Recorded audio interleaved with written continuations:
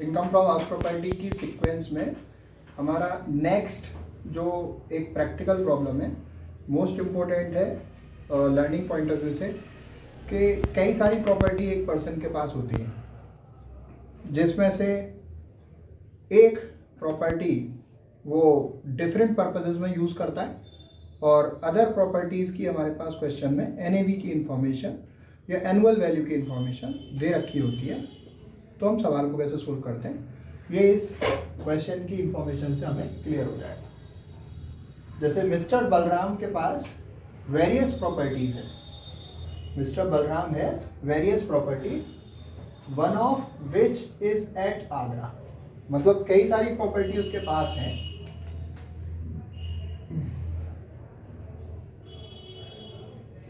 उन प्रॉपर्टीज में से एक प्रॉपर्टी उसकी आगरा में है और बाकी हमारी अदर प्रॉपर्टीज है। तो mister Balram has various properties, one of which is at Agra and the municipal valuation is 30,000 rupees. जो प्रॉपर्टी आगरा में है उसकी म्यूनिसिपल वैल्यूएशन हमारी है 30,000 रुपीज, 30,000 रुपये। और इस हाउस के एक्सपेंसेस, कौन से हाउस के, जो प्रॉपर्टी आगरा में है उस हाउस के एक्सपेंसेस प्रीवियस ईयर में इस तरीके से हैं कि म्यूनिसिपल टैक्स 4,500 का है, मैं लिख देता हूँ, म्यूनिसिपल टैक्स 4,500 का है, रिपेयर 3,000 की है। रिपेयर नाम की कोई भी डिडक्शन हमें इनकम फ्रॉम हाउस प्रॉपर्टी में मिलती नहीं है, so we will not consider it. Fire insurance premium 2,000 का है, that is also not considerable. Land revenue expenses 2,500 का है, that is also not considerable.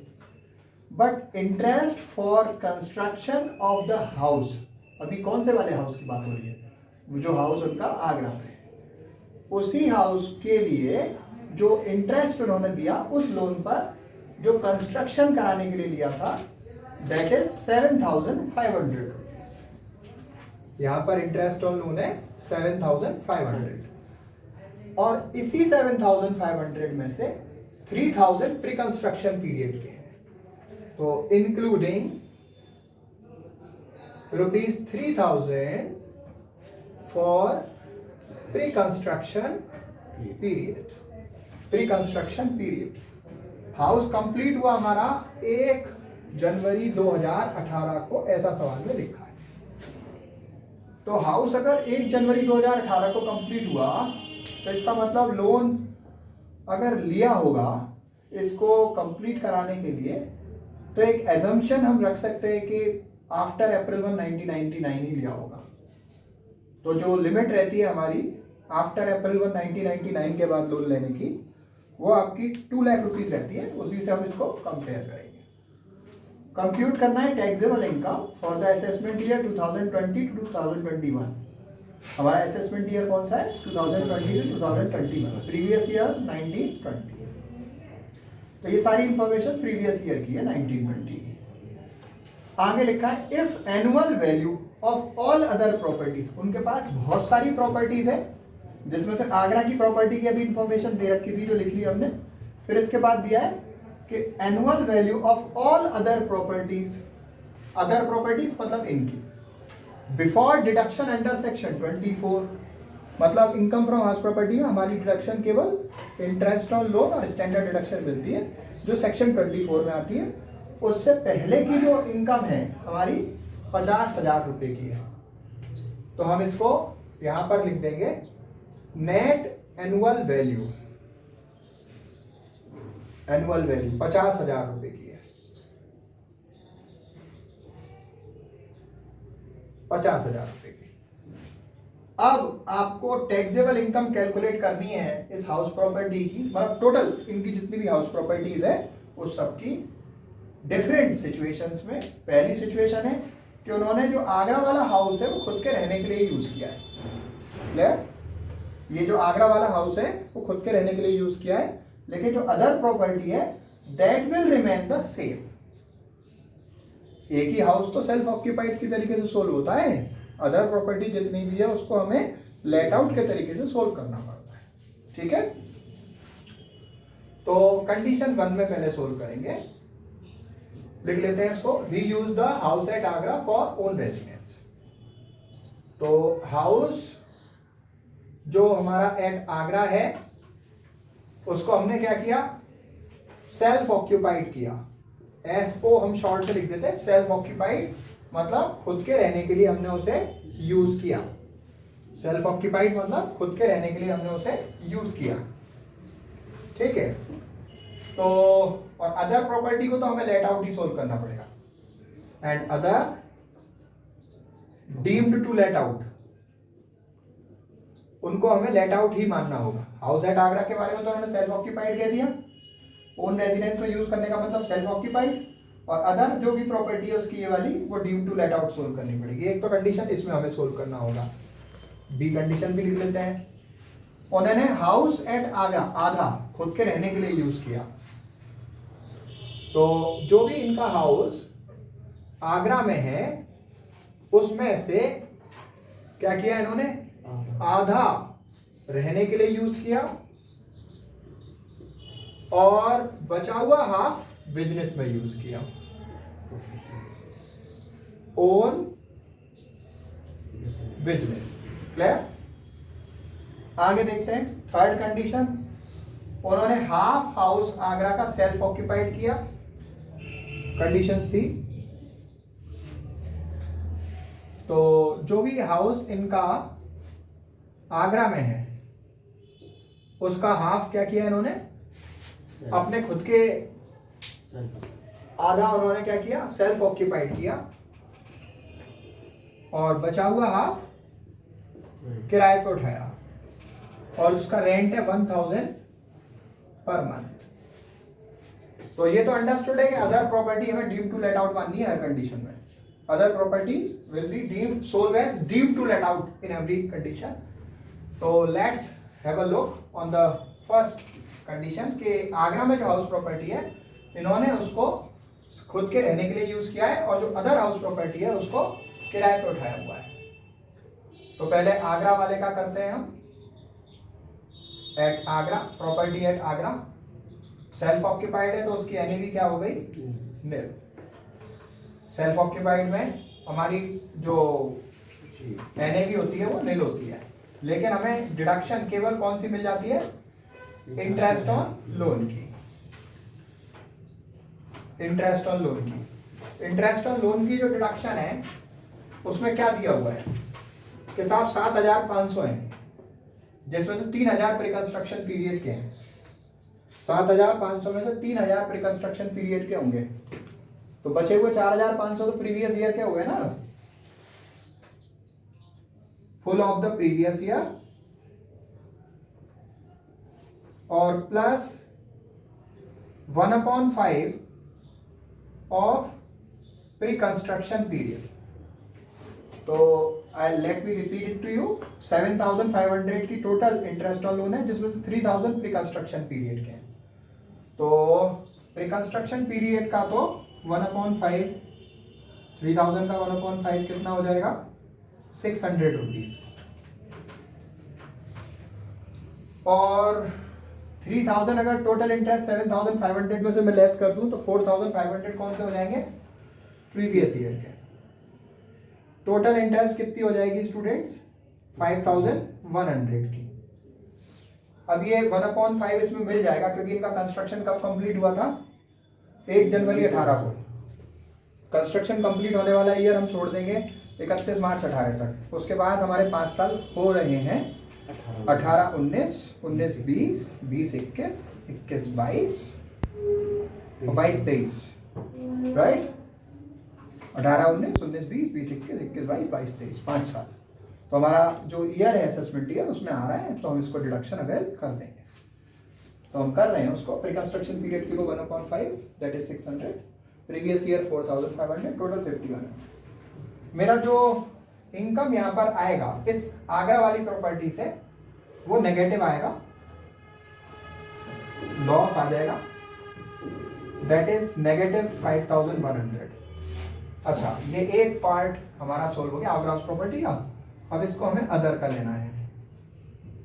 Other में हमारी एनएवी क्वेश्चन में दे रखी है, जो कितनी दी है, 50,000, इसमें से मैं लेस कर दूंगा deduction under section 24। Standard deduction हमें यहाँ पर केवल मिलेगी 30% ऑफ एनएवी के बराबर। 50,000 की एनएवी है तो इसका 30% हो गई 15,000 रुपये। कैलकुलेट किया, लेस किया, दैट इज 35,000।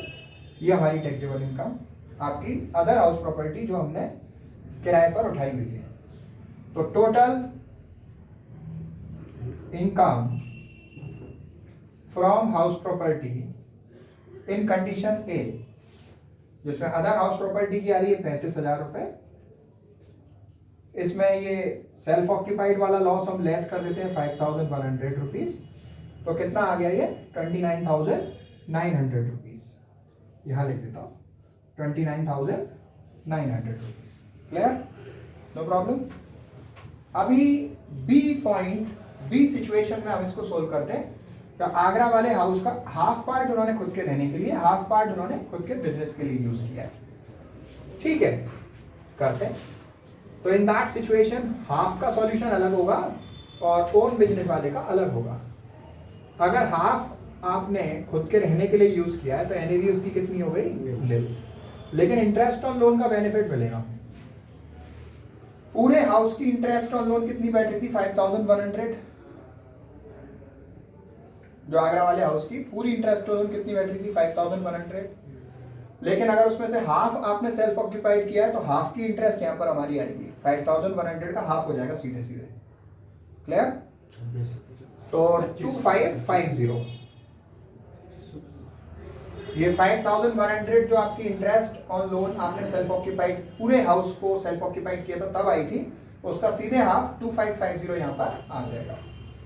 तो यहां से हमारा लॉस बन गया 2550। अच्छा, ओन बिजनेस में आप यूज करते हैं तो टैक्सेबल इनकम ही यहां पर कितनी आती है हमारी, निल। क्लियर। तो एक पार्ट तो ये हो गया यहां पर हमारा सोल्व, जब आगरा वाली हाउस प्रॉपर्टी को हमने आधा सेल्फ ऑक्यूपाइड किया है और आधे को क्या किया है, खुद के बिजनेस में यूज किया है।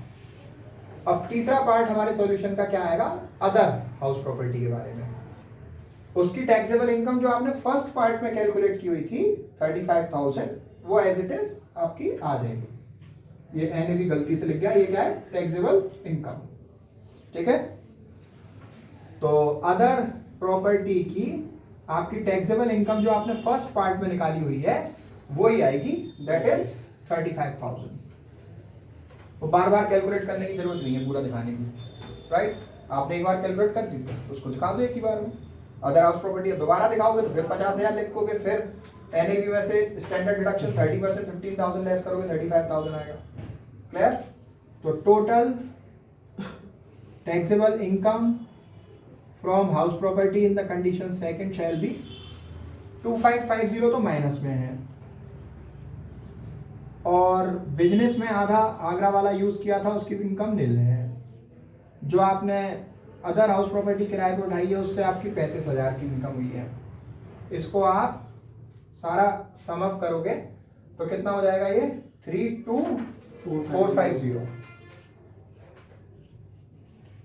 अभी थर्ड सिचुएशन में इसको सोल्व करेंगे आप कि आधा जो सेल्फ ऑक्यूपाइड है आगरा वाली हाउस प्रॉपर्टी का, आधा आपका क्या है, सेल्फ ऑक्यूपाइड है, तो उसकी टैक्सेबल इनकम यही आएगी।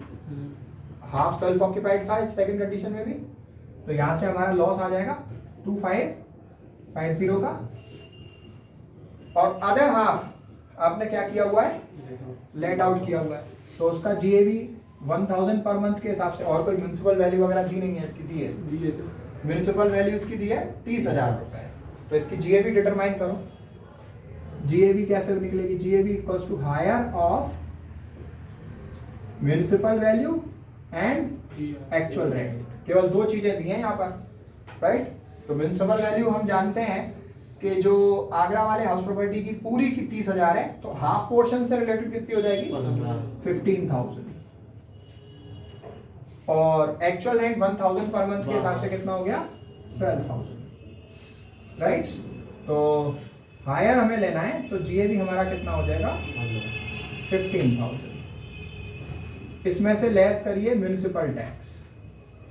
म्यूनिसिपल टैक्स पूरे हाउस का कितना था 4500 आगरा वाले हाउस का, सही है। तो जो आधा आपने लेट आउट किया उससे रिलेटेड कितना हो जाएगा 2250, राइट। 4500 इंटू 1/2।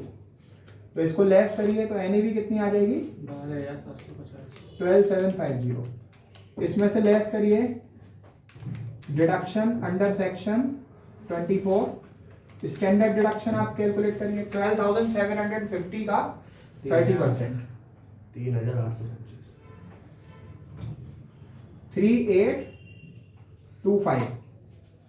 और इंटरेस्ट ऑन लोन आप कितनी लेंगे, जो आपकी आधे हाउस प्रॉपर्टी की आ रही है 2550, वो हाफ जो आपका हाउस प्रॉपर्टी है पूरे की 5100 है, तो हाफ से रिलेटेड 2550। इसको लेस कर दीजिए दोनों अमाउंट्स को, तो आपका अमाउंट कितना आ रहा है, वो आपकी taxable income let out portion से रिलेटेड हो जाएगी 6000। फिर इसके बाद total taxable income from house property आप लेंगे। अदर वाला तो वही रहना है, ये फर्स्ट सीन आगरा वाली हाउस प्रॉपर्टी का half self occupied half let out, और अदर का तो वही रहने वाला है। अदर हाउस प्रॉपर्टी जो थी उसका तो पूरा का पूरा जो इनकम था वो कितना था 35,000। तो total taxable income from house property in the condition number second shall be, पहले वाले पोर्शन से आगरा वाले प्रॉपर्टी का हाफ आपने सेल्फ ऑक्यूपाइड किया तो वहां से 2550 का लॉस, हाफ लेट आउट किया तो 6375 की इनकम, और जो अदर प्रॉपर्टी है उससे 35,000 का इनकम, टोटल करिए calculate, then that shall be 38,825,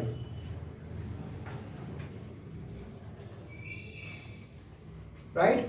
This has to be the solution in this, but it is just like the last point of this chapter, so बहुत जरूरी है कि इसको सीधे ना करें आप, स्टार्टिंग के सारे लेक्चर्स से होकर आएंगे तब ये आपका जो है लास्ट टॉपिक पर आप समझेंगे, तो सीक्वेंस में ही इसको सीखेंगे तो ज़्यादा बेटर आएगा, राइट। अभी अपन नेक्स्ट चैप्टर करेंगे, get back to you again, thank you.